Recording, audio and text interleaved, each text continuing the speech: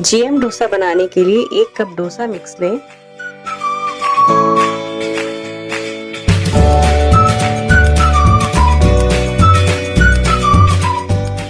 इसमें आधा कप खट्टी दही डालकर और 1 गिलास गुनगुना पानी डालकर अच्छी तरह मिलाकर घोल तैयार करें।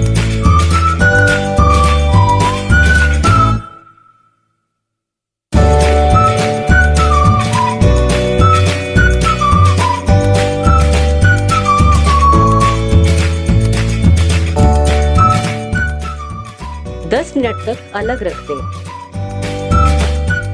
गर्म तवे पर पानी का छींटा दें। मध्यम आंच पर रखे तवे पर 1 कड़छी घोल को डालकर अच्छी तरह फैलाएं।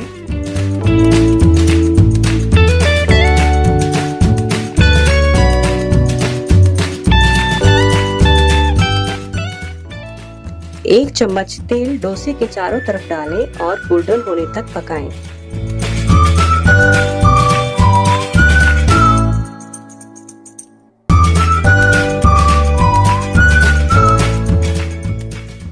आपका जीएम क्रिस्प डोसा तैयार है। आप इसे सांभर के साथ खाएं और इसका आनंद उठाएं।